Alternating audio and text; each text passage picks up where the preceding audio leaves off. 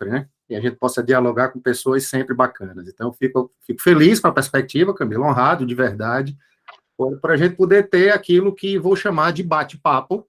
A ideia é que seja isso, seja mais um bate-papo do que uma aula, não tenho essa pretensão, e que a gente possa dialogar. Não se faz conhecimento de forma passiva. Conhecimento se faz com títese e antítese, né? E que a gente possa dialogar e falsear ideias e criar conhecimento. Então, no que diz respeito ao CARF, e o tema que você me desafiou e sugeriu para que a gente pudesse tratar aqui, debater, é a importância do CARF na vida do contribuinte. Eu partiria eu começaria pelo final, Camila, e fazendo aqui uma crítica e autocrítica e para que a gente analise, certo? O CARF, será que o CARF, será que os contribuintes sabem o poder do que o CARF tem no aspecto de servir de instrumento efetivo de realização de direitos do contribuinte? Será que todos os contadores e advogados têm consciência do que seja verdadeiramente o CARF e como ele pode servir de instrumento para a realização dos direitos que o contribuinte tem e muitas vezes não sabe que tem, e muitas vezes aquilo que ele sabe que tem, ele não consegue transformar numa defesa viável para a vida dele. Por que eu estou fazendo essa análise? E aí, começando pelo final. O CARF é o maior e melhor e mais eficiente instrumento de debate tributário do Brasil. Vou dizer novamente, o maior, melhor e mais eficiente instrumento de realização de direitos relacionados ao aspecto tributário e fiscal do Brasil. Não há nenhum outro tribunal, no Poder Judiciário, inclusive, nenhuma esfera judicial tem a possibilidade de se controverter uma ideia tributária como o CARF tem. E por uma razão simples, porque o CARF, ele é o especialista do especialista do especialista do especialista na área tributária. Não por ele ser melhor do que os outros, não é por isso. É porque ele só faz isso. Ele só faz direito tributário, e ele faz direito tributário mergulhando verdadeiramente no oceano da tributação. Uma coisa é a gente debater o direito tributário no ambiente acadêmico, por exemplo. Vamos debater, vamos dar uma aula sobre ICMS, ou sobre imposto de renda, lucro real. Tem uma aula aqui, tranquilo. Eu conheço, Camila, várias pessoas, e demais colegas, várias pessoas com um gabarito acadêmico muito grande de sala de aula, com a competência reconhecida nacionalmente, mas que quando se depara com um problema no CARF, não consegue controverter a ideia. Por quê? Porque precisa mergulhar nesse oceano que eu estou falando. Então, o que é o CARF? Ele é um órgão administrativo do Poder Executivo, é um órgão administrativo que está inserido no âmbito do Ministério da Economia, ok? Mas que não pertence, vamos dizer assim, ao que o ministro da Economia quer que seja feito. Essa é a beleza do CARF. Ele é um órgão que está inserido no ambiente administrativo para quê? Para julgar processos da área tributária federal que os contribuintes querem se defender. Então, quando o contribuinte toma um auto de infração, por exemplo, ele primeiro recorre à Receita Federal, às DRJs, são os órgãos de primeira instância que julgam esses processos. Tomou um auto de infração, vai lá, recorre para a Receita Federal, e a DRJ também é um órgão formado por vários julgadores, mas todos eles da Receita Federal. Diga-se de passagem, já para a gente começar a tentar desmistificar certas coisas que a vida vai engessando isso e a gente vai aprendendo isso, eu vou tentar desconstruir isso, tá? A primeira instância administrativa do CARF, que fica lá na Receita, é formada por muita gente séria, boa e comprometida com o direito. Profissionais, são todos auditores da Receita, do mais alto gabarito profissional. Pessoas que já têm décadas de experiências na auditoria. Só chega realmente lá na DRJ gente muito fera da tributação. Então, isso quer dizer que não adianta o contribuinte recorrer para lá, pelo contrário. Eu estou querendo desconstruir isso. Adianta sim, porque muitos autos de infração ficam na DRJ.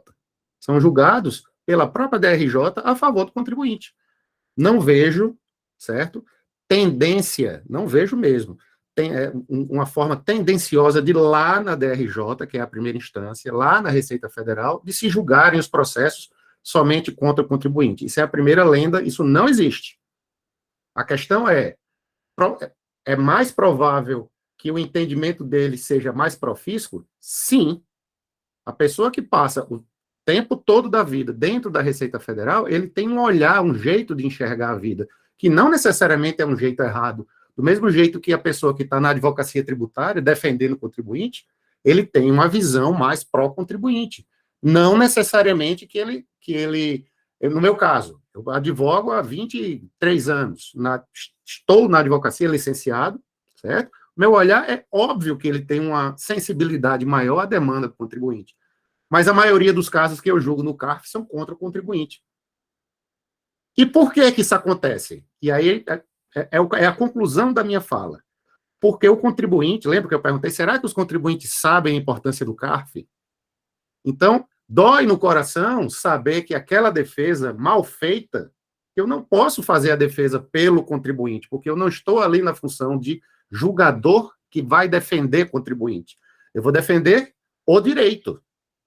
E eu levo em consideração as alegações da Fazenda Pública e do contribuinte. Mas essa é a fase final, eu ainda estou no começo, DRJ. Então, o contribuinte recorre para a DRJ, que é a primeira instância, e quando ele perde processo na DRJ, ele tem o direito de recorrer a essa instância do CARF, que é uma instância paritária. Diferentemente de lá da DRJ, que só tem membros da Receita, auditores, cá no CARF, que é na segunda instância, existem membros, ele é dividido igualmente, a turma é dividida de 4 a 4 membros da Receita e do contribuinte. Então, quem é que indica esses 4 aqui do fisco? A Receita Federal. Ela manda para o Ministério da Economia listas tríplices. Aqui, para essa primeira vaga, vai uma lista tríplice de 3 auditores. Vai ser escolhido um para ocupar essa vaga. Vaga 2, outros 3 para ocupar um deles essa vaga. E assim sucessivamente até formar os 4. Do lado do contribuinte, mesma coisa. Quem é que faz essa indicação aqui? As confederações do transporte, CNT, da indústria, CNI, do comércio, CNC, a CUT, né, os trabalhadores indicam, pessoal transporte, eu já falei, pessoal da CNA, da CNF, que é do sistema financeiro. Ou seja, as confederações, elas têm vagas, assentos aqui nesses 4. E aí mandam listas tríplices de quê? De profissionais que atuam na área privada, e dos 3, um vai ocupar essa vaga daqui. Eu sou um deles, de uma das turmas. Então, esses julgamentos, que são paritários, eles julgam o quê, Camila? Os recursos que os contribuintes fazem da decisão de primeira instância para a decisão de segunda instância, que é o CARF. Você está levantando a mão? Pode falar à vontade. Mestre, eu já participei algumas vezes, né, de algumas defesas. Aí, assim, eu sempre fornecia, né, o material para o advogado, né?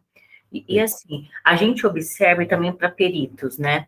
Algumas situações, o contribuinte, aí você me fala se isso procede. O contribuinte, ele tem direito, ele está certo, ele está ok, ele não fez a escrituração errada, ele tem a constituição do crédito, está certo, tem memória de cálculo, documento, tudo certinho, mas ele não consegue ter uma defesa bacana e acaba perdendo mesmo estando certo. Isso é recorrente, Fred? Aí, isso é uma má construção da defesa do advogado ou é o contribuinte que não entende? Se isso existe, como é que você acha que é essa dinâmica? Vamos lá, eu vou chegar nestes processos de crédito, você está falando processos de crédito, mas tem gente que não sabe o que é isso. Uma coisa é autoinfração, outra coisa é processo de crédito. E aí a gente tem que entender o que é cada coisa dessa. Eu diria para você, Camila, sem medo de errar. Se você chegar na maioria das comissões, então, tem aqui pessoas que são de comissão de direito tributário, estão aqui na sala. Isso não é uma crítica, não, isso é uma constatação para que a gente mude essa realidade, tá certo? Mas quantos advogados lidam com direito de crédito? Eu diria que é 0,0000000000001%. A gente tem algum aqui, mestre, que lida com direito de crédito? Não. Dos que eu conheço, não. Não? Não. Dos que eu conheço, são profissionais extremamente gabaritados na advocacia de autos de infração, de defesa do contribuinte em autos de infração, mas processo de crédito, PERDECOMP, é um drama. Conceber processo de suscitar bem, provar bem crédito em processo de PERDECOMP. A gente vai chegar neles, mas vamos dar 2 passos antes até chegar nele, porque aí é a fase final. É onde está o ouro da advocacia e da consultoria e da contabilidade tributária. O ouro está nos processos de PERDECOMP, não está nos autos de infração. Deixa eu dar um número, que eu já dei naquele curso que nós demos juntos sobre PERDECOMP. Eu fiz uma análise de uma turma que é a minha, certo? Olhei lá todos os processos que tem distribuídos e todos os que tem a distribuir, porque existe uma fila de processos que a gente vê os processos ativos, vamos dizer assim, distribuídos para cada conselheiro, e o que está lá aguardando no estoque do CARF da nossa turma. Cada turma tem uma quantidade X de processos imensa para serem julgados. Ok? Aí eu só peguei aquilo ali, coloquei numa planilha Excel, a quantidade de processos de auto de infração e a quantidade de processos de crédito. Certo? Da minha turma. Em junho, ó. Eu fiz essa análise em junho. Elas por elas vai mudar um pouquinho a cada mês, mas esse número de junho, ele é sintomático. Eu vou pedir para você chutar, Camila, e para você chutar, Márcia. Qual é a relação percentual de processos de auto de infração e de processos de crédito? 50-50, 90-10, 0-100, o que é que você acha? Pode achar. Fale com a sua sensibilidade. 80-20? 90, como? 80-20? 80 para quem e 20 para quem? Nossa. Camila, quer chutar você? Tô com medo de passar vergonha. Não, as duas vão errar. As duas vão errar, tá certo? Porque assim, se não tivesse feito a análise, eu erraria. Eu acho que é 50-50, Fred, porque a gente vê tanto auto de infração, mas também vemos tanto direito creditório que não é tomado, que assim, aí eu não sei, porque também vai da nossa visão ali do dia a dia, né? Eu vejo, nossa, alunos meus da graduação, não da pós, da graduação que estão iniciando, que estão ali no departamento tributário, mas estão mais no operacional, não fica no paralegal. Eu vi tal auto de infração, o que é auto de infração, imposição de multa. Então, assim, eu escuto muito e também vejo muita questão de PERDECOMP. Então, eu sinto que é meio a meio. Meio a meio, a Márcia acha que é 80, imagino que seja 80 de auto-infração e 20 de PERDECOMP. É isso, Márcia? 80 de auto. Eu acho que a Michele quer fazer uma colocação. Pode falar, Michele, liga a câmera, o áudio, fica à vontade, tá? Eu acho que é 95% de autos de infração e 5% de crédito.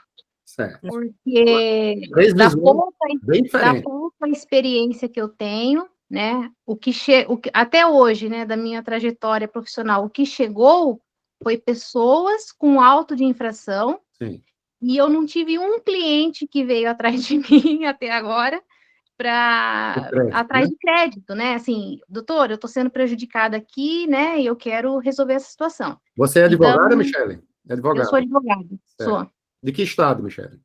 São Paulo. São Paulo, olha só, advogada. Atuo aqui na região de Campinas. Maravilha, maravilha. 95 é a sua análise de autos de infração. Ô, Fred, sabe uma outra coisa que corrobora com o que a Michele está falando, que eu sinto também, você vai falar, e os colegas também podem falar, o contribuinte, a gente vê muito auto de infração, porque o contribuinte ele tem que se defender. Ele não tem outra opção. Quando ele vai buscar o crédito, seja de que forma for, né, ele sente receio da fiscalização. Muitas vezes, assim, por que a gente vê mais? Eu vejo muito PERDECOMP por conta do meu trabalho, das aulas e tudo mais, né, de consultorias e tudo mais. Mas o contribuinte, ele tem medo de buscar o crédito, porque ele pensa, será que tem alguma coisa errada? A segurança de falar, eu vou buscar no meu crédito porque eu estou certo, eu consigo provar que eu estou certo, eu tenho memória de cálculo, documento, enfim. Então, existe esse receio. Então, por isso que eu acho que a gente vê mais a questão do auto. Então, você está mudando 50%, é isso? Você quer mudar a sua opinião? Não, eu acho que é 50-50, mas assim, eu vejo muito Perdicomp, né? Não tem jeito, eu vejo muito. Mas eu também vejo a questão do auto de infração e vejo que o contribuinte tem medo de buscar o direito ao crédito. Peraí, uma coisa é ver Perdecomp, outra coisa é ver Perdecomp que deu errado e chegou no CARF. Tem um monte. Estou perguntando a você, a análise da sua experiência contábil. Ó, nós temos aqui a experiência de um advogado de São Paulo. Você também está em São Paulo. Por que eu estou chamando a atenção para isso? Porque é onde estão os players. É onde está o volume de auto de infração e de Perdecomp, está tudo em São Paulo, porque a vida econômica do país é mais lá. É muito mais difícil você ter um mercado de Perdecomp no Ceará. Bem mais difícil, bem mais difícil. Então, em São Paulo, não, isso está no dia a dia. Perdecomp, por aí vai.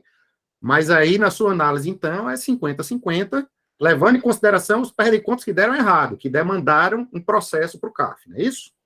Olha só, deixa eu lhe dar o número, então, em junho. Todos erraram, tá certo? O percentual de autos de infração, doutora Michele, é de 38%, não é de 95%. Em junho, agora de 2022, eu fiz essa análise da minha turma, que é a primeira turma ordinária da segunda Câmara da primeira sessão, turma 1201. Mas isso vai se repercutir um pouquinho mais, um pouquinho menos em todas as demais. E a gente vê na prática, na próxima semana agora, será a minha sessão de CARF, a gente vai julgar processo. A relação é essa mesma, de mais de 60% de processo que a gente julga durante uma semana de julgamentos é Perdecomp. E pouca gente realmente sabe disso. O ouro, em termos profissionais, de quem quer estar no CARF, é o ambiente de Perdecomp, não é de autoinfração. Se está acontecendo isso, esse fenômeno que a doutora Michele colocou, e é real isso, para os advogados, o olhar é autoinfração. Nós somos, nas cadeiras de graduação, formados com o olhar no autoinfração. Autoinfração. Nenhuma faculdade do Brasil discute um minuto que seja Perdecomp. Os cursos de especialização não costumam discutir processo de crédito. Os MBAs não costumam discutir crédito. Mestrado, doutorado, muito menos. Eu digo isso porque eu já passei por todas essas fases. Estou na fase do mestrado, tá certo? Mas tenho já a especialização em tributário e nunca nem ouvi falar nisso. Tenho o MBA que eu concluí, eu vou evitar citar nome por uma questão ética, tá bom? Mas aí em São Paulo, uma entidade de São Paulo, super conhecida, e não foi falado nada de crédito, de Perdecomp. Isso é um problema. Então, assim, o Adriano perguntou no chefe, como o CARF nos ajuda? Preciso entender. Isso é uma excelente pergunta. A Michele está com a mão levantada ainda, não sei se quer reiterar, e o Fernando também, o doutor Fernando também, podem falar à vontade, e aí eu vou tentar responder como o CARF o ajuda, Adriano, que é a pergunta que você fez no chat. Pode falar, Fernando.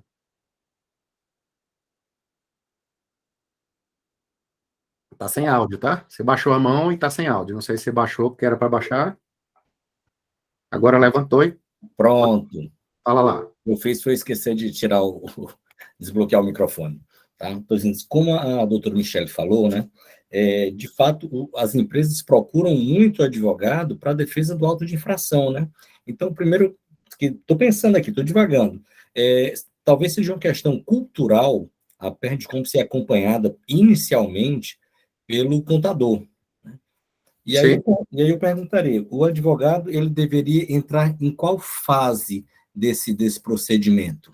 Excelente pergunta, porque vai responder o que o Adriano está perguntando, como nos ajuda. E aí, a gente tem que entender o que é o processo de crédito. O processo de PER, que é o pedido de recuperação, pedido de restituição, que é o PER/Decomp. Diga-se passagem, Camila, eu preciso dizer isso, porque muita gente não sabe disso. PER/Decomp não sabe de onde veio isso. PER é o pedido de restituição, em que você tem o crédito para recuperar, você vai lá e quer pegar no dinheiro de volta. Você não quer compensar nada, você quer a grana. Você quer o valor depositado na sua conta bancária. Processo de PER. Certo? Ele é um processo mais demorado, naturalmente, porque a Receita tem que analisar o crédito e tem que pagar de volta. E isso é uma agrura um pouco mais complexa, mas que acontece no dia a dia das empresas que pedem. E o outro, que é mais rápido, é o de decomp, é uma declaração de compensação, em que o contribuinte diz ao fisco ter crédito, exemplo, de 100 mil reais, e ele vai utilizar esses 100 mil reais no mês de dezembro de 2022 para compensar um débito que ele tem de 20, mais outro débito que ele tem de 30, já vão 50, mais outro débito que ele tem de 40, já vão 90, e ele ficaria, e outro débito de 10, totalizando 100 mil reais. Supondo que o débito total dele, somado, seja de 100 mil, mas ele pode ter um débito total de 140. Ele quer utilizar 100 mil para compensar 100 de 140 e pagar somente os 40. Tá bem fácil essa conta, não tá? Beleza. Então, ele faz uma declaração de compensação a seu encargo. Todo esse processo, quem faz é o contribuinte, e quem faz isso é o contador, Fernando. E tudo bem, é normal que isso aconteça, ninguém vai colocar um advogado para fazer uma decomp, porque ele não vai conseguir instrumentar, ele precisa da informação contábil toda para realizar. E os contadores fazem isso de olho fechado e com a mão amarrada para trás. Fazem isso de forma bem simples. Rotina, né? É a nossa rotina, né? Todo dia. A gente Todos os dias, milhões de perdecontas são feitos. Isso é o procedimento natural. Ah, Fred, e esses créditos estão perdendo aonde? É outra pergunta, Camila, que os advogados, se a gente parar aqui para discutir, onde é que estão esses créditos?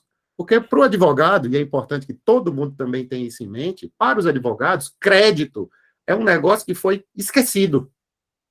Recuperação de crédito. Estou errado, doutor Fernando? Responda aí se eu estou certo ou estou errado. Não é assim que os advogados pensam? Vamos recuperar um crédito da empresa. Aí faz um levantamento dos créditos esquecidos ou pagamentos a maior que aconteceu e tal. E esses pagamentos a maior geram crédito. Aí, antigamente, os advogados entravam com o quê? Com as ações de recuperação de crédito, que geraram dinheiro para caramba para a advocacia tributária. Era daí que vinha a advocacia tributária, das ações de repetição de indébito, de recuperação de crédito judicial. Era assim que acontecia antigamente. Com a evolução do processo administrativo de recuperação de valores, e que recuperação é essa? Para ficar bem claro e bem fácil para a gente entender. O contribuinte, ele paga muito tributo, ele adianta muito tributo durante o ano todo. O regime, especialmente no regime do lucro real. Ele vai pagando, fazendo pagamento de estimativas, né, de tributos para em janeiro, fevereiro, março, abril, até dezembro. Quando ele chega em dezembro, que ele vai fechar o tamanho do lucro que ele teve durante o ano, ele vai levar em consideração o quê? Os valores que ele adiantou. Certo? E ele pode fazer isso anualmente, e quando ele faz anualmente, ele recupera esses valores através de decomp, processo de declaração de compensação, e que ele diz, olha, paguei, eu tenho aqui uma pá de dinheiro que eu paguei durante o ano. Fred, Fala, Camila. Uma dúvida nessa questão, quando a gente fala do real anual, a gente vai ali fazendo o balanço de suspensão ali mês a mês, né? Sim. A gente faz a declaração no mês a mês ou a gente faz pela competência que é anual? Depende do modelo que você escolhe. Normalmente se faz mês a mês, porque como você tá pagando durante o ano todo, é melhor que você já utilize aquilo ali em março, depois no trimestre seguinte, depois no outro trimestre, e no final do ano, você faz o balanço geral, você vê se no último trimestre ainda tem contas dos outros a pagar, ou se você, em razão dos pagamentos que aconteceram durante o ano todo, você tem crédito a utilizar. Então, na verdade... Gera os saldos negativos e o prejuízo fiscal. Então, mas a gente faz isso, por exemplo, estou no real, aí eu venho ali no mês a mês, tal. Vamos supor que é anual mensal, né? Sem ser com as antecipações. Faço a minha apuração. Esse mês deu, mês que vem não deu. Ou por trimestre mesmo. Está pagando as estimativas mensais. Isso. Essas estimativas, eu só vou tratá-las em DCTF e em PERDCOMP, a minha competência é anual, só no ano seguinte, certo? Só é janeiro, né? Até o final de janeiro do ano seguinte. Isso. Porque o lucro, ele é sempre anual. O lucro é um fenômeno anual. Vamos botar isso na cabeça. Só que o governo, ele não deixa você pagar anualmente. Ele exige que você crie estimativas de lucro mensais, que são nada mais do que uma presunção que a legislação determina e diz assim, ó, janeiro pague, ainda que você não tenha tido lucro, efetivamente, mas existe uma estimativa que leva em consideração critérios legais para a apuração daquele lucro, que nada mais é do que uma presunção de lucro que mês a mês vai acontecendo, estimativas. Com base nessas estimativas, você vai pagando janeiro, fevereiro, blá, blá, blá, blá. São valores que você está adiantando. E geram o quê? O crédito a recuperar daquilo ali na hora que você abater o débito real. Se o teu débito é trimestral, você apura os 3 meses, janeiro, fevereiro, março, e vai pagar o lucro real trimestral em abril. E em abril, você tem que levar em consideração o quê? Tudo que você pagou em janeiro, fevereiro e março. Isso gera crédito para você abater da sua dívida do trimestre. E como é que você faz isso, Fernando? Através de um processo de decomp. Uhum. Certo? Decomp. Só que muitas vezes o contribuinte paga o ano todo e quando chega no lucro, vai fazer a apuração do lucro real no final do ano, ele vê que quanto é que ele tem que pagar? Ele tem que pagar R$1 milhão. Quanto foi que ele adiantou de janeiro a dezembro? Adiantei 1.400.000. Paguei mais do que devia. Então, ele tem, para o exercício seguinte, um crédito de R$400 mil. Que ele vai querer fazer o quê com esse dinheiro, Fernando? Vai entrar com ação de repetição de indébito? Não. O sistema da Receita Federal fica lá registrado aqueles R$400 mil. Estão lá no sistema. Bonitinho, R$400 mil. O contador vê no sistema os R$400 mil. Ele vê dentro do programa do Perdecomp. E no próximo ano, o que é que ele vai fazer? No mês de janeiro, eu tenho um valor a pagar de 150 mil. Faz uma nova decomp, utilizando uma parte daqueles 400. Abate uma parte do crédito. Em fevereiro, a mesma coisa, e assim sucessivamente. Então, isso está no dia a dia das empresas, isso está no dia a dia da contabilidade. Eu não estou falando nada demais para os contadores, mas estou dando informação que talvez seja útil para os advogados. E onde é que existe o embate? Na formação desse crédito. Porque a Camila vai chegar no final do ano e vai dizer assim, opa, vamos ver aqui quanto a empresa de fato tem para recuperar. Aí ela vai na contabilidade dela e ela vai identificar lá, da empresa dela, que ela presta consultoria, que durante o ano todo, além dessas estimativas que foram pagas de janeiro, fevereiro, existe uma série de outras coisas na rotina fiscal do contribuinte, que são o quê? As retenções dos clientes. Inclusive, Fred, uma coisa importante... Gera um crédito. Importante de mencionar também nessa formação desse saldo a ser buscado, que muitos contribuintes desconsideram, a questão, inclusive, de investimentos, de retenção sobre investimentos. Sim. E tem a retenção... Capital próprio, por aí vai. Várias coisas dão crédito na formação do lucro real. E o pessoal... Isso é o lucro real, é a formação do lucro real, certo? E não é só no lucro real, não. Quando você vai para o lucro presumido, também tem as retenções. Que retenções são essas, Fernando? São aqueles pagamentos, a empresa recebe pagamentos. Imagine uma montadora de veículos, certo? Uma montadora de veículos. Ela recebe uma série de... Ela recebe e faz uma série de pagamentos. Tira a montadora, bota uma distribuidora de veículos, certo? Quando ela recebe haveres, pagamentos, ou qualquer outra empresa, existe a retenção do imposto de renda, que vai de 1,5% a 35%. Qual é a regra, né, normal ali? De 1,5% a 10%. Depende do setor, depende da faixa. Então, de 1,5% em 1,5%, se dá uma pá de dinheiro para recuperar. E o que é que eu chamo de recuperar? É porque aquilo ali é adiantamento de pagamento de imposto, que quem reteve foi a tua fonte pagadora, certo? Você tem um dinheiro aplicado no banco, por exemplo. Quando esse banco vai pagar o lucro da operação, né, o rendimento da operação, ele faz a retenção do imposto de renda. Aquilo ali é o quê?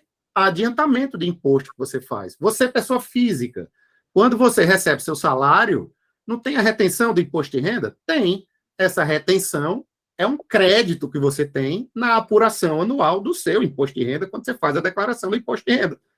Você vai no seu empregador e diz, quanto foi que você reteve no ano passado do meu salário, empregador? Retive tanto, está aqui o seu informe de rendimentos anual.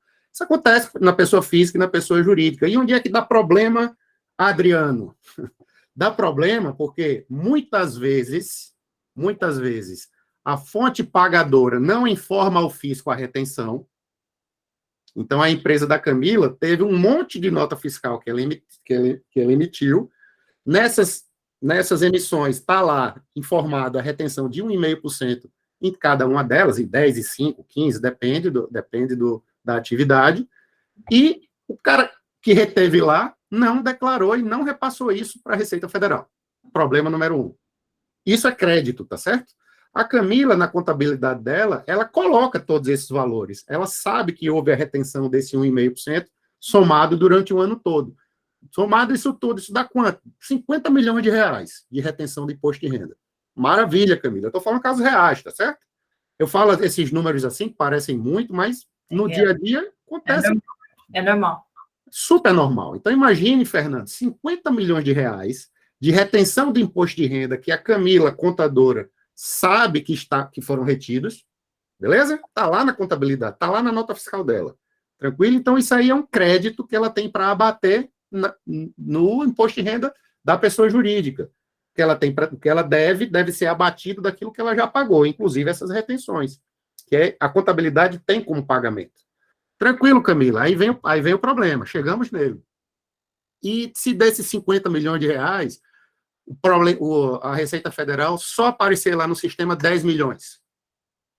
O que é que você faz? Aí eu vou dizer o que é que os contadores fazem. Vou dizer o que os contadores fazem, Fernando, e aí dá o problema. Como ela, Camila, no exemplo que eu estou dando, contadora, competente, sabe que tem 50 milhões ali que realmente não entraram nos cofres da empresa e, portanto, são crédito, ela faz o PERDECOMP, informa 50 milhões por sua conta e risco, certo, Camila? Por sua conta e risco, faz. E quem é que vai responder a esse PERDECOMP, Fernando? É a Receita Federal, mas não é a Receita Federal. É o sistema que vai gerar uma folhinha, é um despacho decisório, que nada mais é do que uma resposta eletrônica a esse cruzamento de dados. Simples assim, meu irmão. Simples assim. Então, o que antigamente era um despacho decisório manual, cabia ao auditor fiscal fazer esse levantamento, Camila, e muitas vezes gerar esse medo no contribuinte, e aí eu vou começar a desconstruir essas certezas, uma delas, que você já disse, se eu fizer um PERDECOMP, eu vou estar me expondo. Quem vai fazer isso é um computador. Quem vai fazer isso é o computador. Aí o que o computador vai dizer eletronicamente? Olha, só reconheço 10 milhões, nego 40. Então, o despacho decisório, que é uma folha, literalmente, com os dados do contribuinte, com os números das PERDECOMPs, com o valor do crédito que o sistema reconhece e com o valor do crédito que o sistema diz não reconheço. Na hora em que ele diz não sobre esses 40 milhões, no exemplo que eu estou dando, o que é que isso gera? Um processo administrativo tributário. Aí, nessa hora, Fernando e Camila, que deveria haver a comunhão entre o jurídico e o contábil, nessa hora acontece o quê? A arenga. Por que a arenga? Para procurar de quem é a culpa.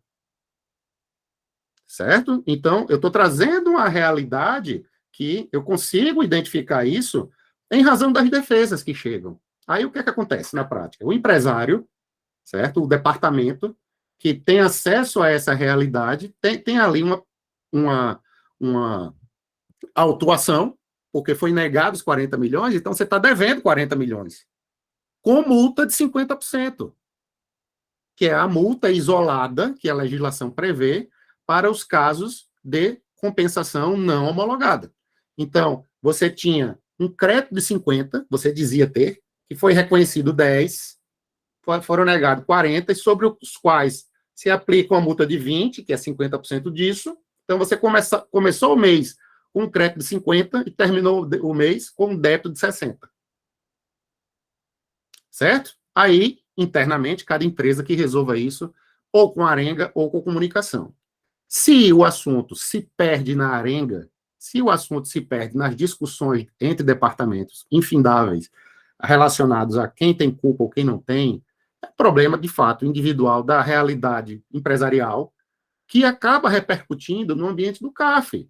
Porque o que deveria ser uma defesa eficiente para demonstrar esses créditos, Camila, certo? E aí demonstrar com toda a formação contábil, com todas as informações necessárias, o que é que a gente vê nessa defesa de primeira instância, que vai ser julgada lá pela DRJ? Sabe, um arremedo de defesa. É o que, sinceramente, costuma acontecer lá na primeira instância. Chega na DRJ, com aqueles profissionais competentes e gabaritados, que já têm 20 anos de Receita Federal, os caras vão olhar para aquilo e vão dizer o quê para uma defesa mal feita? Não. E aí o direito, os 40 milhões mais os 20, que são julgados juntos, em processos separados, mas julgados conjuntamente, porque uma coisa depende da outra. Conclusão, é negado. Nesse instante, Adriano, espero que você ainda esteja aí, você perguntou como o CARF nos ajuda. Depende da forma em que você apresenta esse assunto para o CARF. Porque, veja, você já teve o problema lá no despacho eletrônico inicial. Depois você faz uma defesa capenga que chega na DRJ. Aí você tem mais uma chance de controverter isso, que é a sua chance final de levar à segunda instância, que somos nós lá no CARF, a análise desse direito creditório. Então, veja, doutora Michele, eu estou falando tudo e até agora não falei de auto-infração, porque eu estou num ambiente majoritário de processos, 62%. Lembra do número que eu dei? 62% de processos de crédito contra 38% de auto-infração. Eu vou chegar nos auto-infração, mas eu estou nos processos de crédito. Isso a gente vê todo dia, o dia todo, todo dia, as dezenas de processos em todas as turmas, de todas as sessões. Na nossa turma da primeira sessão, que julga imposto de renda e contribuição social, tem um volume maior. Por quê? Porque os assuntos de imposto de renda repercutem mais nos processos de PERDECOMP. Mas existe processo de PERDECOMP de PIS/COFINS, que vai ser julgado pela terceira. Existe processo de PERDECOMP da pessoa física, que vai ser julgado pela segunda, e assim sucessivamente. Então, o advogado e o contador que entenderem essa métrica que a realidade nos traz, mas que não chega na maioria das pessoas. Veja só, eu tenho absoluta certeza que a doutora Michele é muito competente na área tributária. Muito, eu não tenho a menor dúvida disso.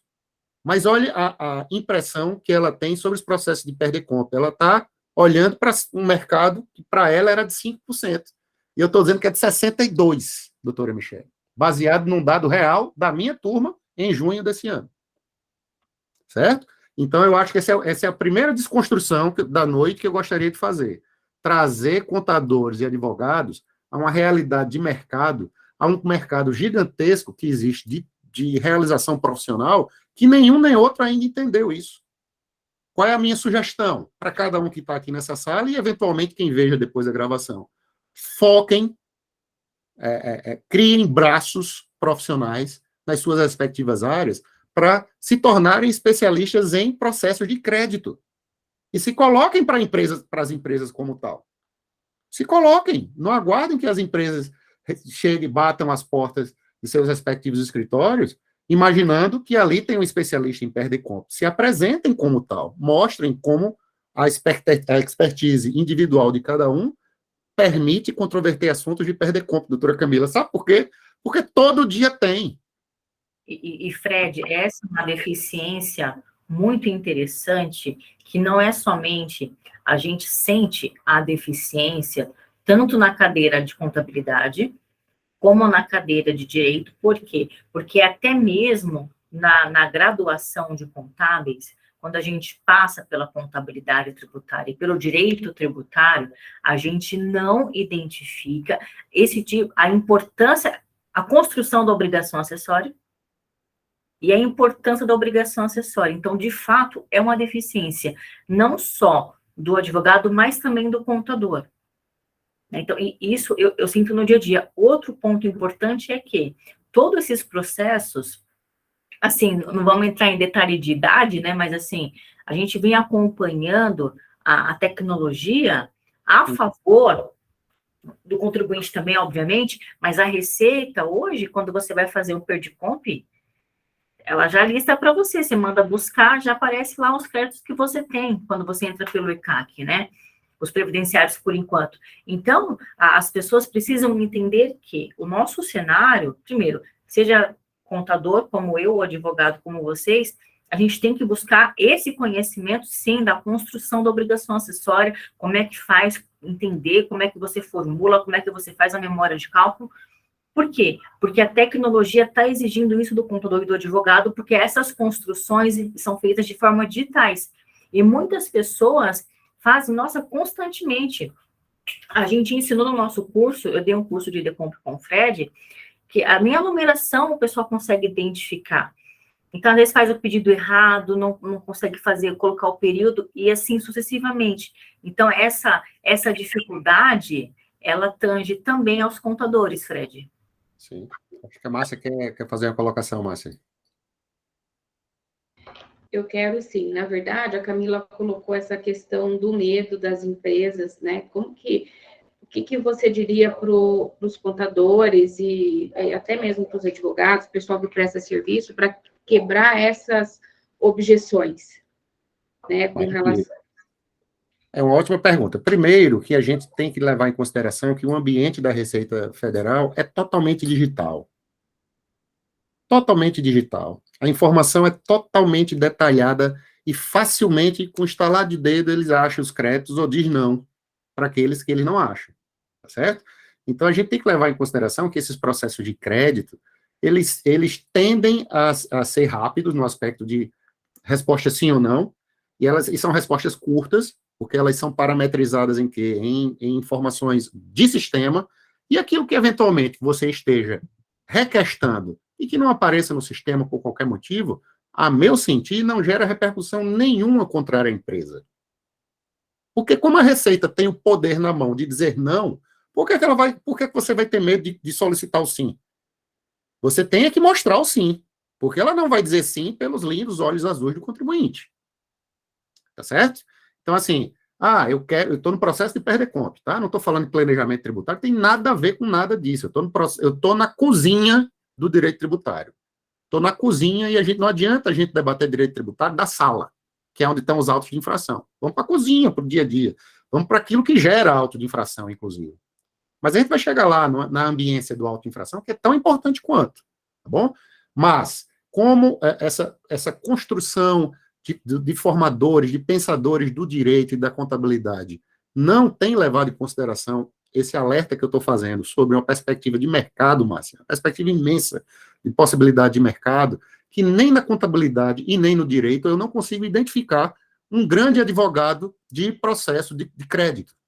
Existem grandes, não estou dizendo que não existem grandes escritórios que fazem isso e ganham o que merecem ganhar, lá nas suas atividades. Mas isso fica limitado a pouquíssimos players, quando, na verdade, isso é muito mais, e muitos processos, a maioria dos processos são perdidos pelo contribuinte na área de crédito. E a gente chega no drama de como controverter aquilo que nós chamamos de eficiência probatória. Probatória vem de prova, tá certo? Então, existe uma eficiência probatória na área de perder-compre que o CARF espreme isso ao máximo para permitir que o contribuinte, Camila, possa provar isso. E não consegue. E ainda assim não consegue. Veja só, a DRJ, que é a primeira instância, quando analisa um processo de crédito, a DRJ diz quais são os documentos que faltaram.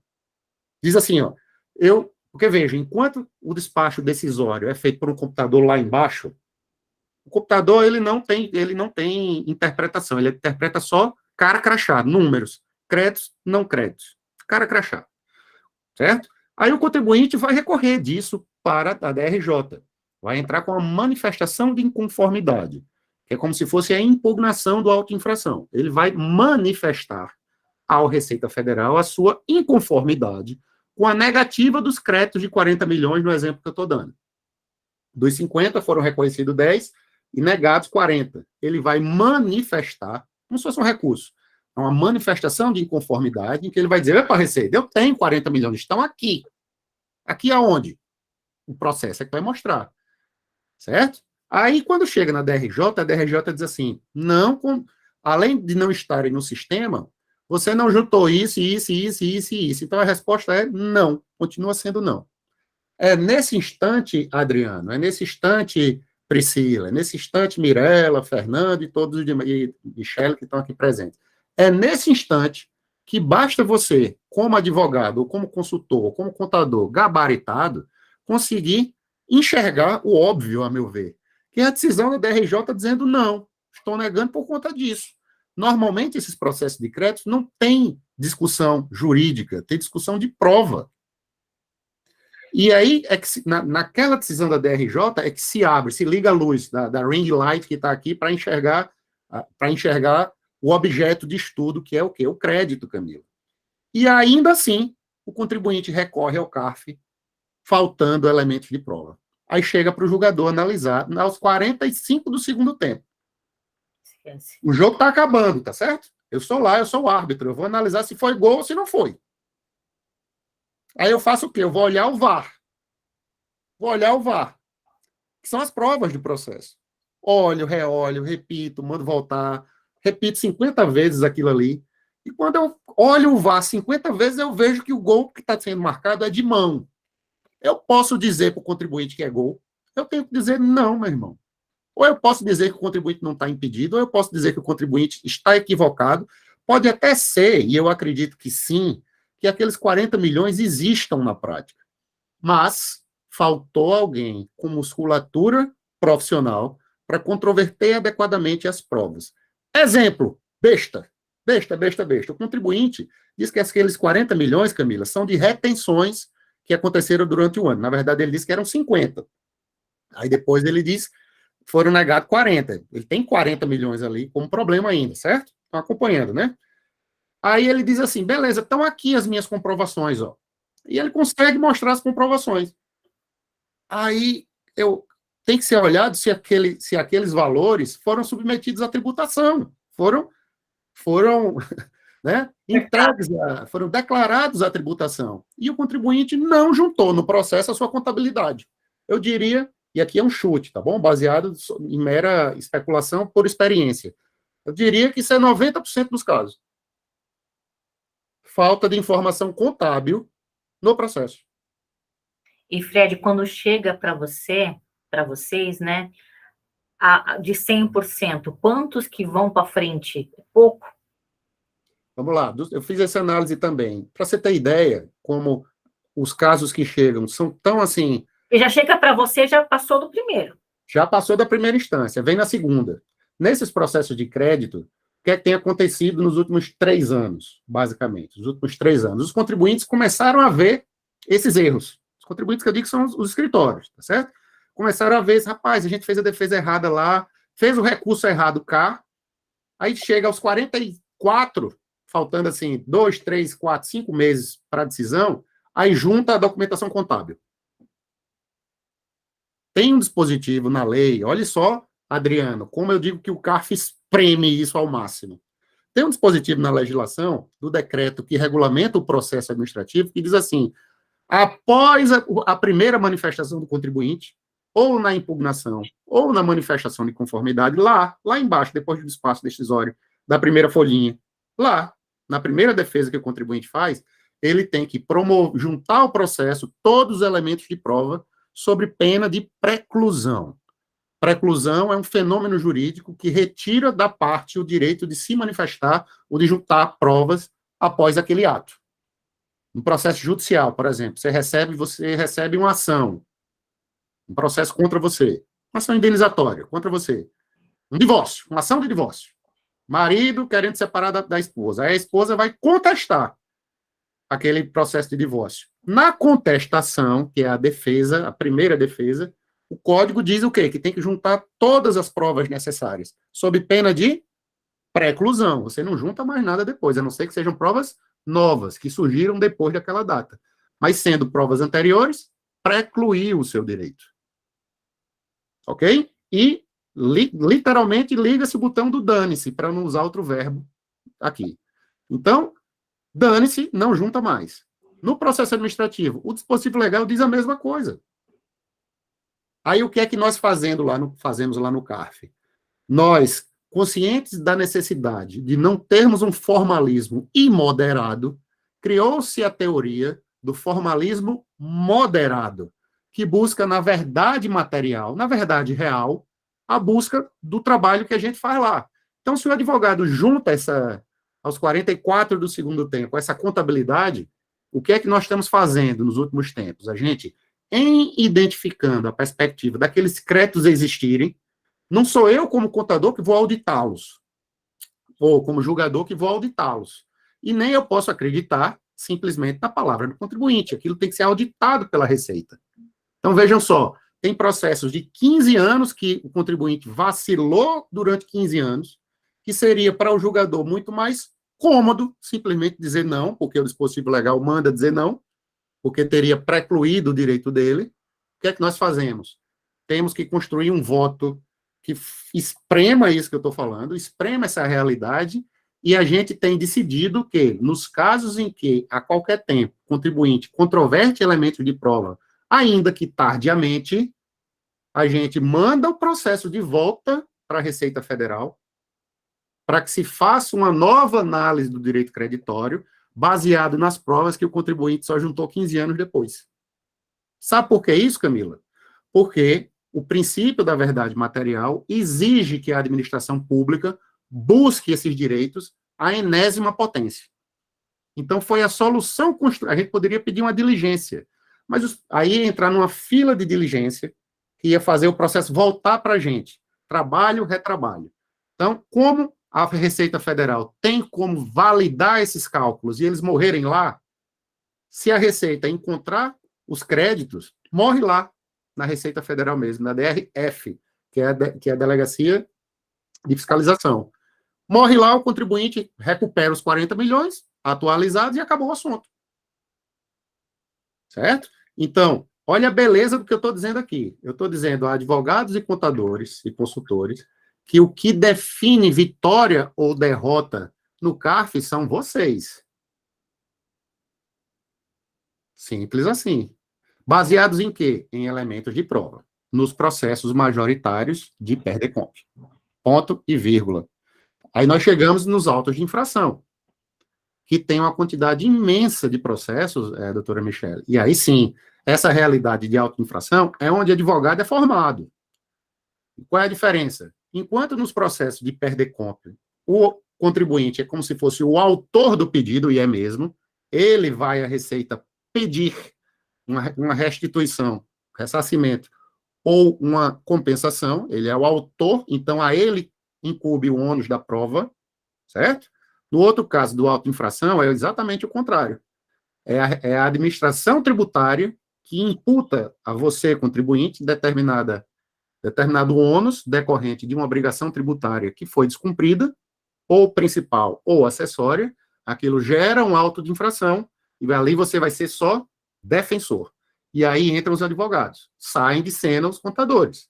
Historicamente, defesa de auto de infração é quando vão lá no escritório da doutora Michele. Doutora Michele, estou lascado, tomei uma auto de infração aqui de 40 milhões. Tem nada a ver com PERDECOMP, tá?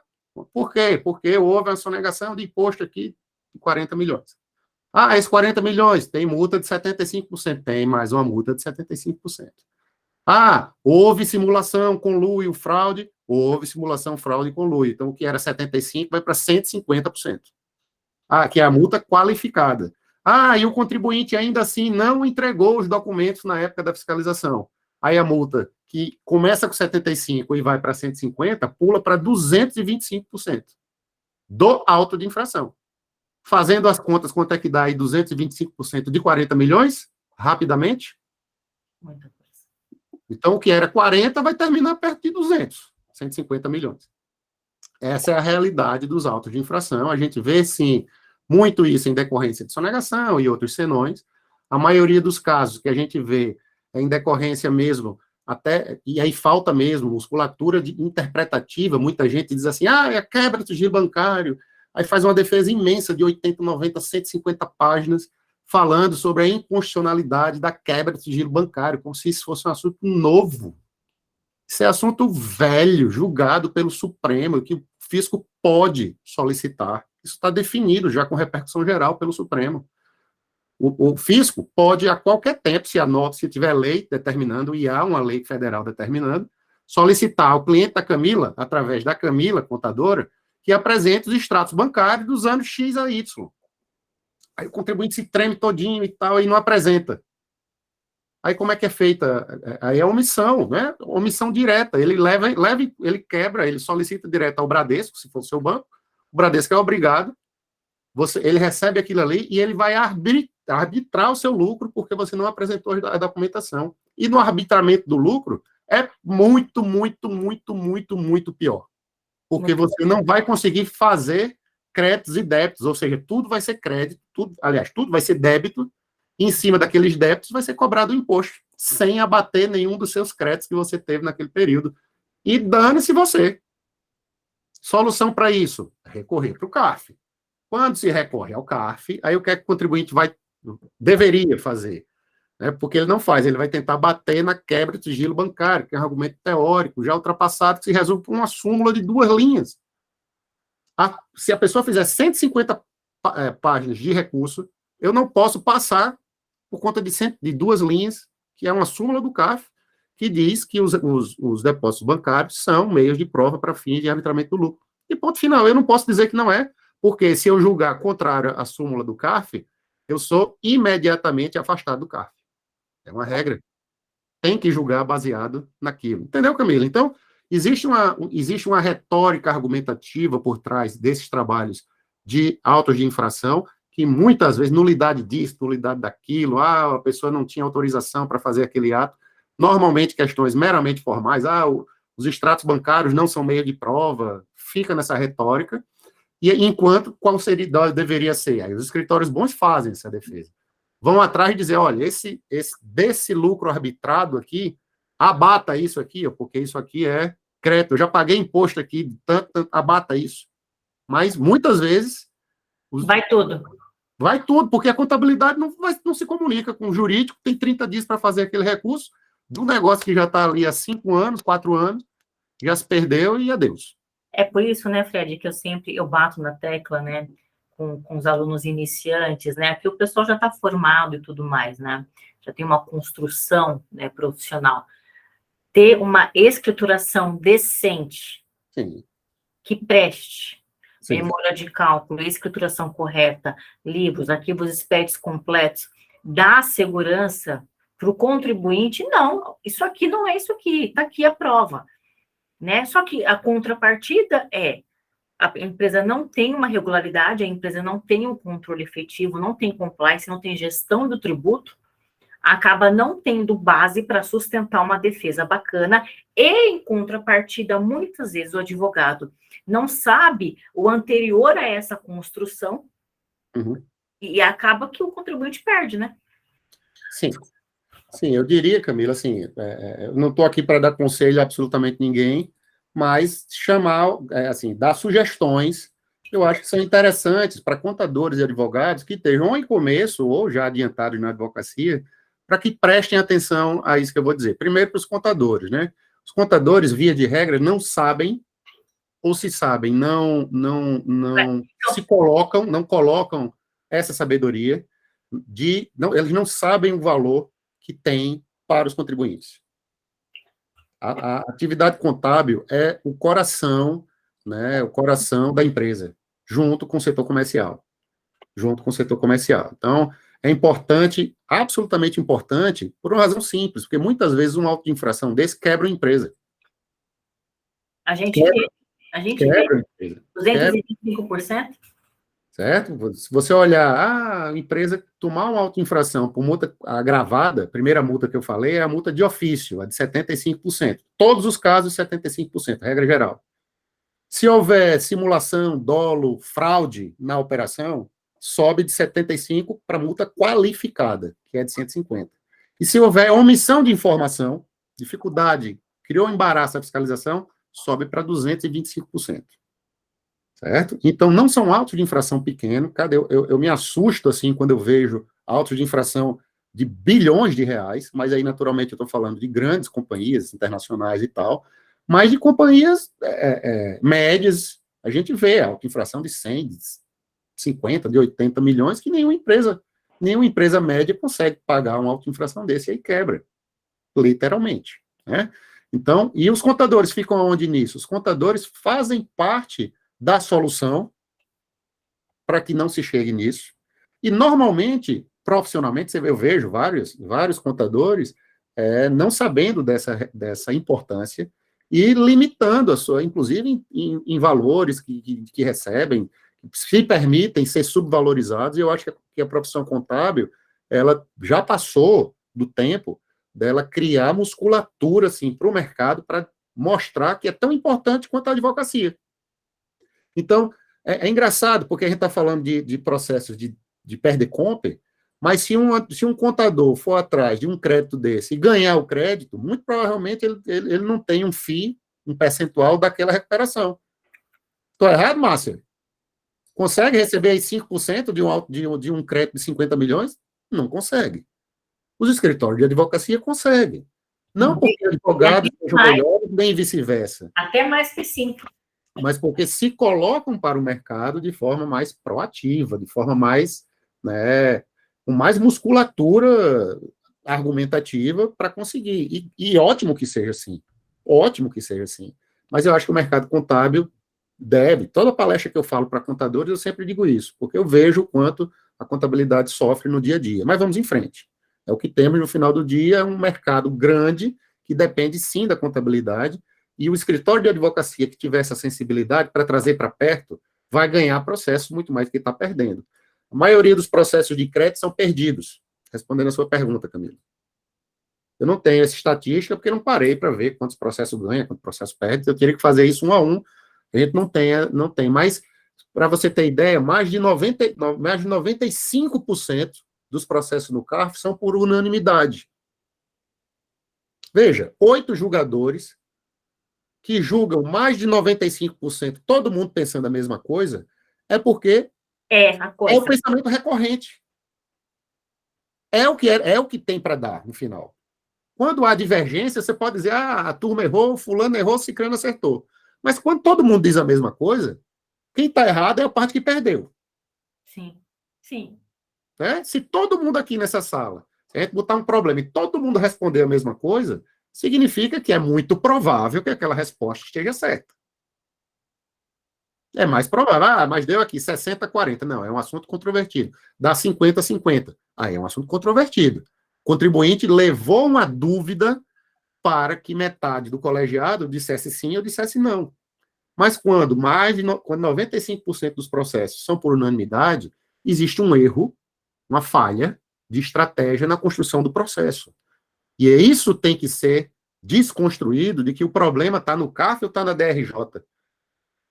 O problema está na construção do processo, e a construção do processo, o contribuinte tem que entender, tem que compreender a relevância dele do primeiro momento ao final. Lembra que eu falei que um processo que está há 15 anos sendo construído, e ainda assim, por unanimidade, a gente manda voltar para refazer a conta, é porque existe um tribunal muito razoável na busca da verdade material. Não tem ali ninguém brincando de nem sim nem não.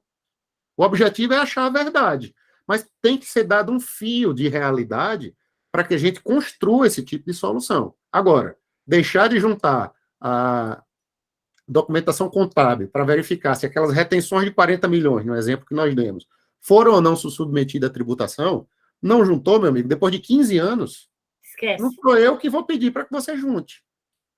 Então, a advocacia tem que estar atenta a isso, a contabilidade também. Porque o contador que compreender isso e abrir um auto de infração, e ele for lá e olhar quais são os documentos que foram juntados, nossa, está faltando isso. Vai perder. Estou dizendo aqui para vocês que vai perder se não juntar a escrituração contábil.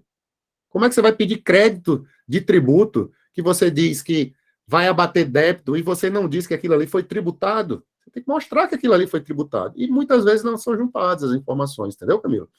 Então, essa realidade, eu estou tentando trazer aqui muito mais elementos de prática útil a todo mundo que está aqui do que simplesmente argumento. Eu posso te falar aqui do artigo X, do artigo 16 ou 17, do decreto 70.235, vai ficar falando a noite todinha aqui em preclusão. Para mim seria muito mais fácil.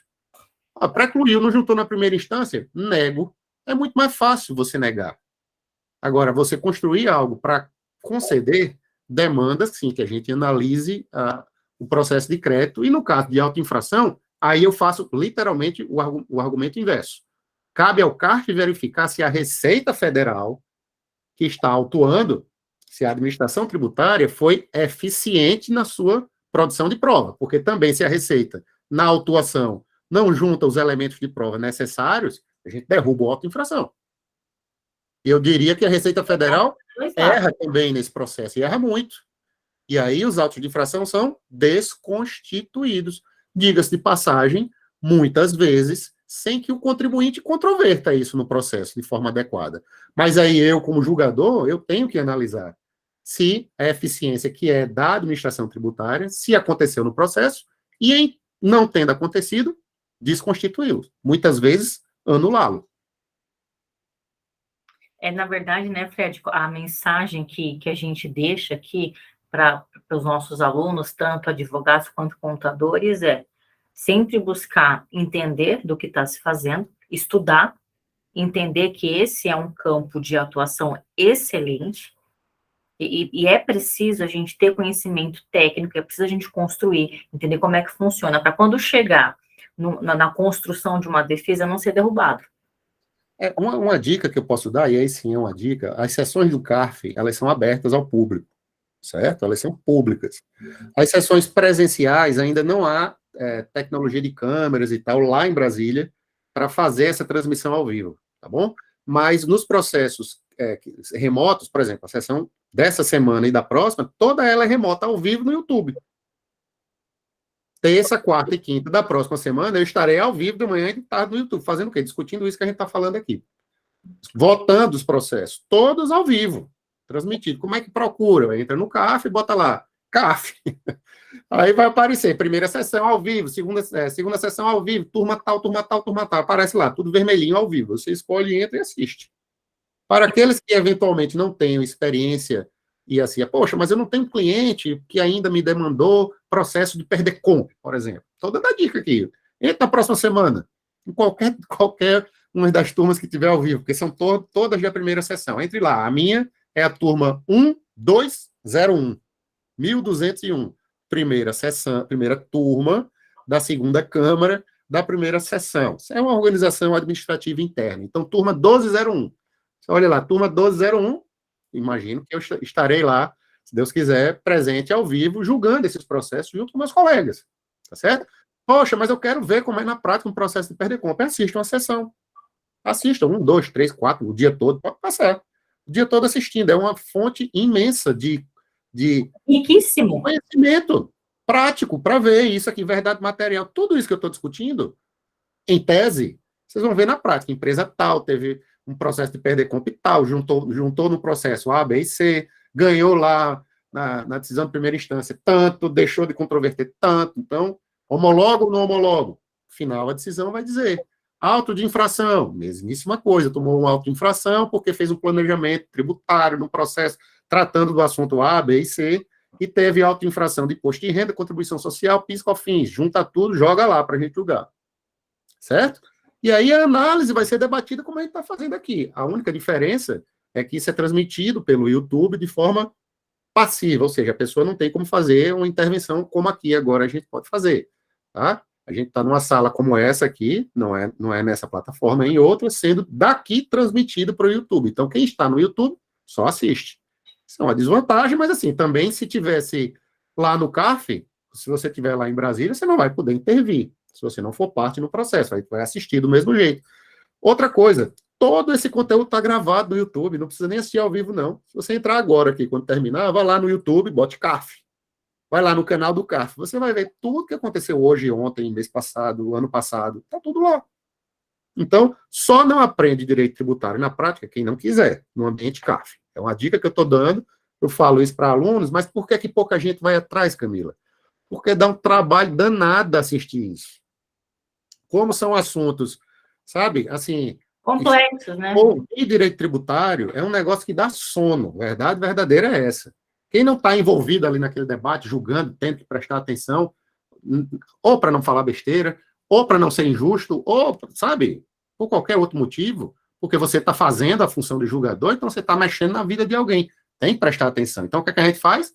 passa o dia todinho ligado. Quando chega no final do expediente, você está morto, acabado. Tanto pela ring light, que está iluminando você, quanto pela... Você está mergulhado ali naquele oceano. Pode tocar fogo no apartamento, você nem ouve. É como uma aula mesmo. Como a gente está aqui. Como a gente está aqui debatendo. Não sei nem o que está acontecendo no resto do apartamento. Mesmo eu estou dedicado 100% aqui ao debate. É a mesma coisa que nós fazemos lá. Mas para quem está de forma passiva, talvez aqui outras pessoas estejam ouvindo, estejam morrendo de sono, disso que eu estou falando. Por quê? Porque nem sempre é um assunto palatável, gostoso. É muito mais fácil a gente falar de divórcio, separação, né? Ah, fulano, porque está envolvido chifre no meio, ou o menino catarrento, não sei o que lá. É muito mais legal lidar com essas situações do dia a dia. Não é verdade? Muito. Ensinar direito de família na faculdade é muito mais palatável do que ensinar direito tributário. Né? Mas como somos todos profissionais que estamos aqui, presumo eu que estamos interessados no que está sendo, as bobagens que estão sendo ditas aqui por mim. Mas dá trabalho, a pessoa está no ambiente ouvindo que se trata de uma empresa que no ano tal gerou saldo negativo de imposto de renda, blá, blá, blá. Quando chega na metade do voto, o cara está com sono de ouvir aquilo, mas está lá gravado, ninguém pode dizer que não tem conteúdo à disposição. É o que é mais difícil. É o que a gente fala, né, Fred? As pessoas, não há como dizer que não sabia, que não tem acesso. Total acesso. Primeira dica é essa, assistir às decisões. Isso vale para outros tribunais. Um exemplo aqui, doutor Fernando Falcão, que é ex-julgador do CONAT, que é o nosso CARF aqui no Ceará. É o processo administrativo que julga processos de auto de infração de ICMS. Mesma coisa, auto de infração, só que aqui não tem processo de crédito. É só auto de infração. Beleza? Beleza. Então tá lá tudo gravado no YouTube. Quer assistir aulas de ICMS? Entra lá. Eu acho que o TIT São Paulo também está sendo transmitido, fica tudo gravado no YouTube. Entra lá e assiste. Mal não vai fazer. Mal não vai fazer. E alguma coisa por osmose ou por interesse acaba entrando. Essa é a primeira dica.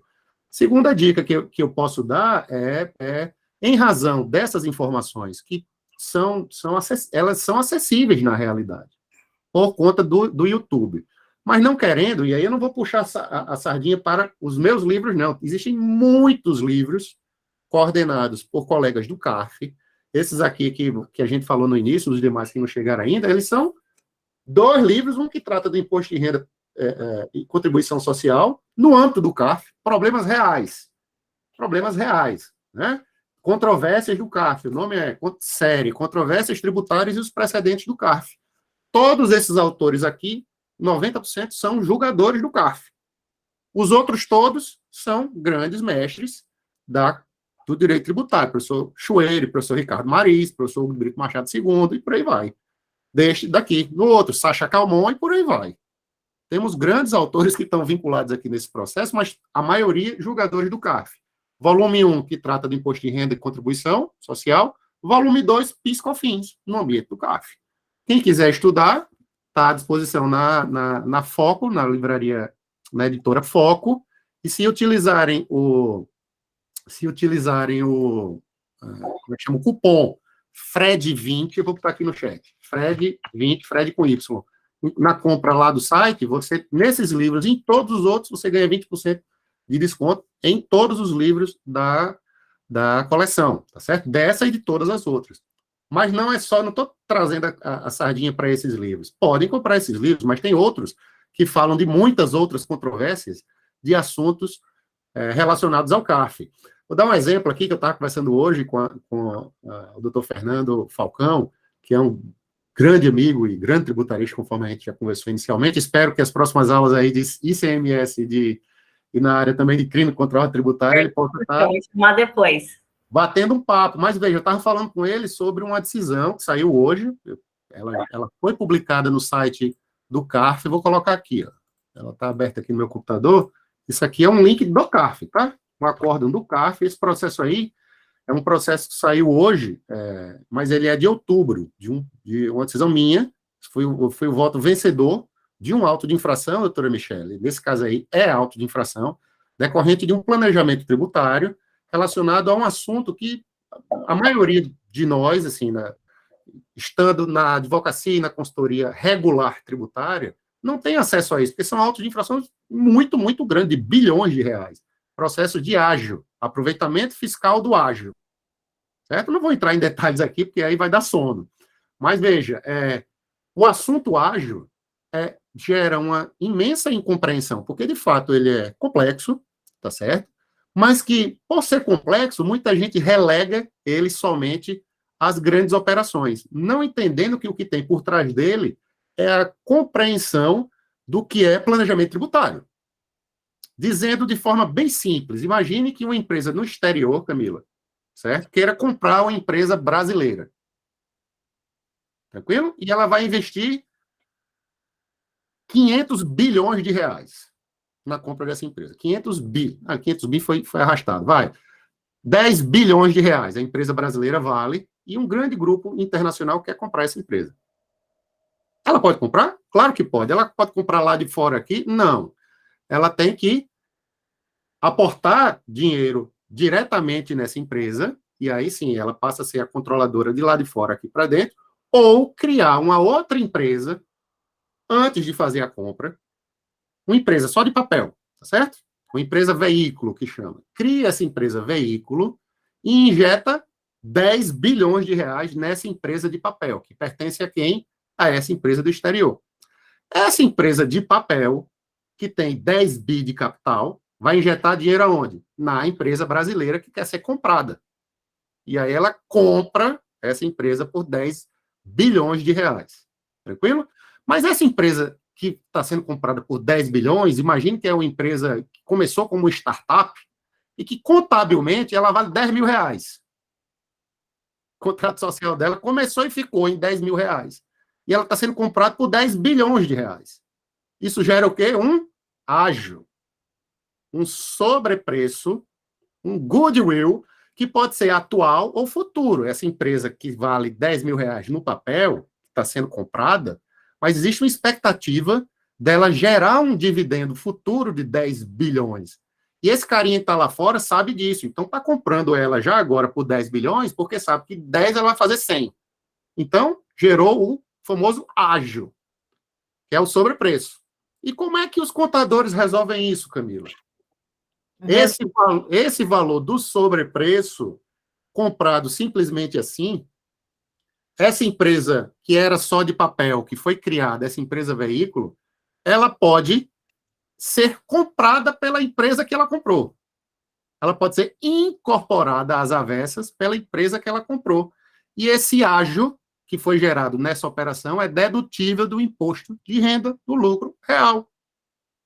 Então, esses 10 bilhões viram custo na apuração do lucro real de quem? Dessa empresa que foi comprada e que comprou a outra, as avessas. E essa é uma operação societária que, em 1997, foi instrumentalizada mediante a criação de uma lei. Para quê? Porque naquela época, em 97, era a época do Fernando Henrique Cardoso, e precisava fazer as privatizações das telecomunicações. E essas empresas que iriam ser privatizadas, certo? Sair do governo para a iniciativa privada, contabilmente elas não valiam nada. Eram como se fosse 10 mil reais no exemplo que eu estou dando.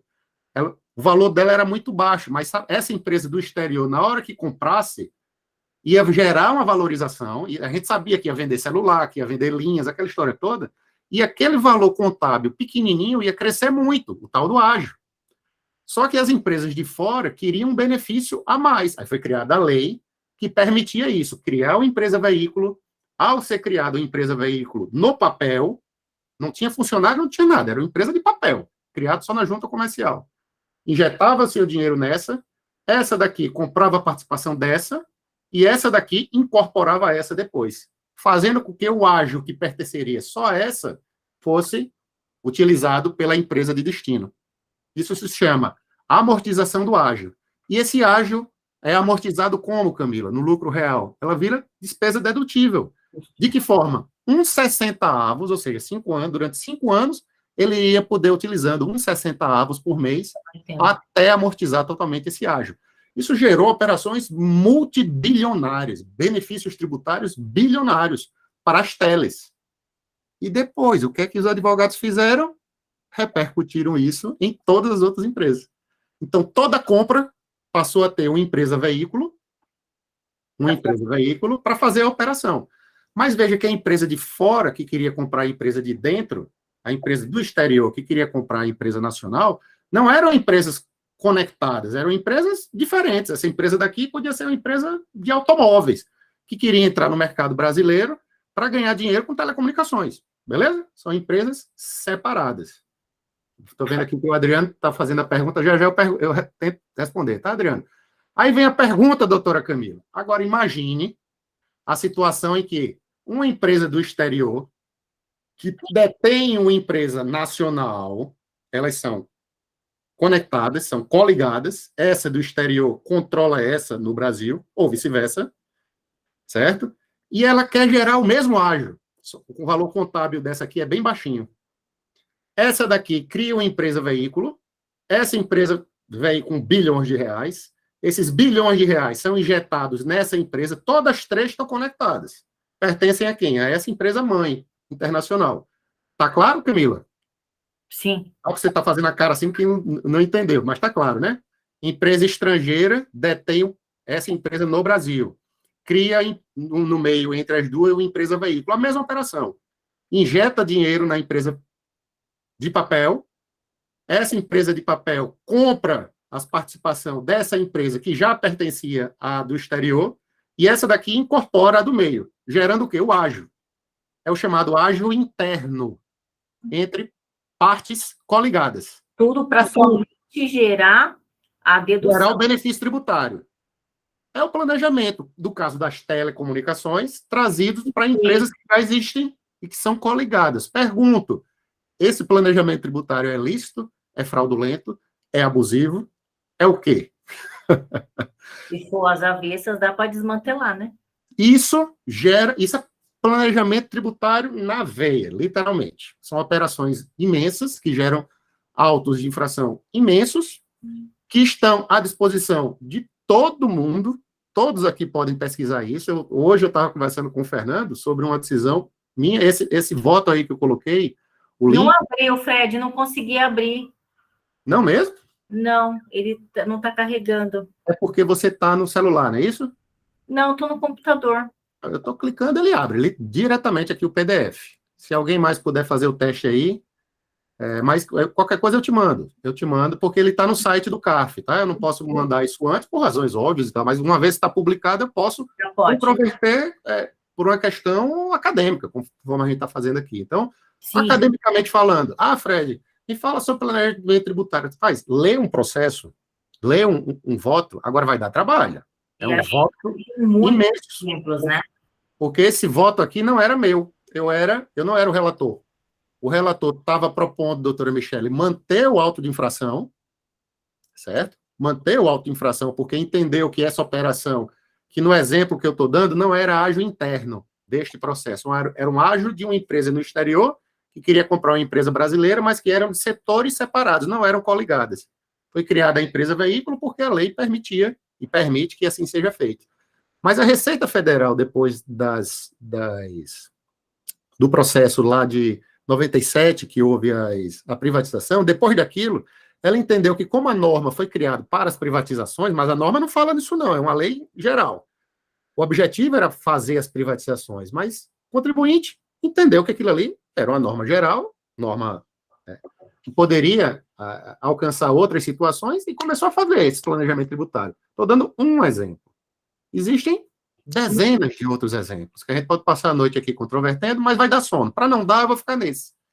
Então, a Mirella está pedindo para eu mandar de novo, eu vou colocar de novo aqui o link. Mas assim, quando eu clico, eu estou no computador, quando eu clico, está abrindo aqui, tá? Mas em todo caso, eu posso deixar isso aqui, caso eventualmente... Pode mandar para mim, Fred, que depois eu mando também para o pessoal. E para o pessoal que quiser assistir, a Natália, ela deu aqui para nós uma aula de planejamento tributário também. Então, depois, quem quiser se inscrever, todas essas aulas gratuitas, elas ficam disponíveis para vocês assistirem. Então, depois, quem se interessar e quiser ver a de planejamento tributário, que a Natália lecionou aqui para nós, também fique super à vontade, pode procurar o eu, a Márcia, se inscrever que vai estar disponível.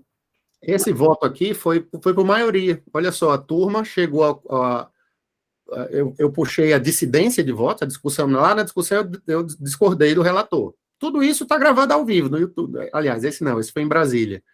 Mas outros processos a gente julgou, aliás, não, esse foi em outubro, foi sessão virtual, está gravado no YouTube. Num dos dias lá de outubro tem todo esse debate aqui que eu estou falando e as conclusões que nós chegamos, que estão condensados nesse voto, e que é interessante, Camila, porque o voto tem um relatório imenso contando a história da formação do planejamento. Depois tem o voto do conselheiro relator, que é brilhante, diga-se de passagem. Ele é uma pessoa que, quando faz voto, assim, é muito difícil discordar dele, porque são sempre votos muito, muito bons. Embasado, né? Mas, assim, por maioria, por 5-3, a gente desconstruiu o auto de infração, nesse caso. E aí eu explico as razões todas, eu não vou entrar em detalhes aqui, mas o que é que eu estou dizendo no processo? Mostrando que o planejamento tributário, adequadamente feito, não pode demonizar o contribuinte por utilizar um mecanismo legal que está previsto numa lei, que está vigente, e que não é porque tem cheiro de simulação. De ilusão, né? De ilusão. Isso, que o contribuinte necessariamente tinha a intenção de fraudar ou coisa do tipo. E, para além disso, é algo que está previsto na legislação de forma objetiva, na lei tal, 1.700 alguma coisa, não tenho de cabeça o número da lei. Mas está no voto, quem quiser e tiver paciência aí de ler, deu um baita trabalho, mas a gente conseguiu tentar falar aí do planejamento tributário, dos aspectos como um todo. Então, fica como segunda dica, essa de buscar, estudar esse material. E a terceira dica, para finalizar, Camila, é, uma vez feito isso, né, tentar controverter academicamente para se colocar perante o mercado como um conhecedor, certo? Como um conhecedor. Tem interesse de publicar um artigo sobre controvérsias no CARF? Entre em contato comigo. Nós temos esses 2 livros, eles serão, além de atualizados depois, né, eles vão aumentar, ter mais autores, mas nós temos outros 5 livros para publicar, Camila. Porque a intenção é publicar todos os tributos vinculados a decisões do CARF. E isso, Fred, é tão rico, por quê? Porque você vai na sua esfera. Eu preciso, estou entrando aqui, inclusive, assim, são pontos super interessantes de discussão de carreira tributária, né? Eu vou buscar especialização no município, nos tributos diretos. É interessantíssimo buscar isso, assim, são 3 dicas sensacionais. Quando eu fizer a publicação da nossa aula, eu vou colocar as suas 3 dicas, e eu já quero, assim, agradecer muito todos vocês aqui que participaram, Fred, assim... Caramba, são 9h10, você vê como passa rápido. Acabei falando demais, Camila, me perdoe. Não, assim, sensacional.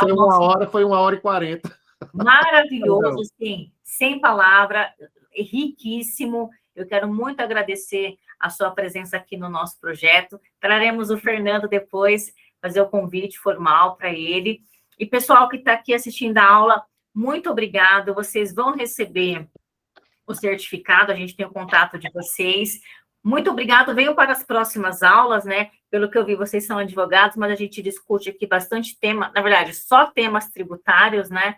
Porque é o nosso foco, disseminar aí o conhecimento. Muito obrigado, Fernanda, a Priscila, a Michele, a Mirella, o Adriano, todos que estão presentes aqui. Muitíssimo obrigado. Eu posso fazer um convite final? Claro, por favor. Se interessar no assunto Perdecomp, e aí, porque envolve você também, nós temos, quem se interessar por um curso que fizemos, foram, né, 2 finais de semana tratando exclusivamente de Perdecomp no aspecto contábil, no aspecto jurídico, no aspecto fiscal, né, e no aspecto processual como um todo. Fizemos aqui 2 semanas aqui de debates e isso está à disposição para quem desejar no âmbito da Controller Academy. Controller Academy é uma escola de negócios, como temos várias outras muito bacanas, e esse curso está à disposição, está gravado, naturalmente, mas quem desejar fazer o curso de forma remota e gravada, está à disposição no site da Controller Academy, e também nas nossas redes sociais, a gente tem isso lá à disposição. Quem desejar, é só entrar em contato lá, a inscrição é automática, e aí fica o convite, Camila, para que a gente, não estou trazendo a sardinha para o meu lado, não, mas é porque é o único curso de Perdecomp que, assim, que trata daquilo que a gente tratou, e você foi uma das professoras, foi lá que a gente conseguiu debater bastante, né? Foi um final de semana muito rico, foi, assim, amplamente discutido. Eu trouxe a prática contábil para o nosso curso, tivemos, assim, doutores excelentes. Então, assim, conhecimento está aí para nós, né? É o que eu sempre falo, participar de debates, discussões, porque isso aqui enriquece a gente. Então, assim, fica o convite, tanto para vocês irem acompanhar, quem quiser se aprofundar no nosso curso de PERDComp, entrar na Controle. Quem quiser participar, aqui eu vou colocar o meu Instagram, vou pedir o Fred colocar o dele. Aqui eu vou colocar também o link das aulas, que quem quiser assistir as outras aulas de tributos, também está lá disponível, viu? Fernando está no mudo, Fernando. Ah, pode falar, Fernando. Eu coloquei para você lá o link. Eu não colo... é porque eu estava procurando com um L só. Agora que eu vi que você colocou com 2 L's. Tá. Eu coloquei aqui, ó, para a gente... Ótimo. Quem quiser buscar as aulas que já estão lá gratuitas. Muito obrigada. Ah, Fernando, achou? Deixa eu colocar aqui, que eu não... Quem quiser seguir a gente aqui, vou colocar o do Fred, que eu não sei o do Fred. Fred, fala para mim, eu coloco já aqui. Já colocou aí, a Márcia colocou. Eu já coloquei. Ah, ótimo. Pessoal, muito obrigada. Vocês vão receber, tá bom, o certificado da aula de hoje. Deus abençoe. Até a próxima. Sintam-se convidados. A próxima aula é dia 20, tributação dos investimentos. Olha aí, até mais. Muito obrigada, gente. Boa noite. Obrigada, gente. Boa noite. Obrigada. Tchau, tchau.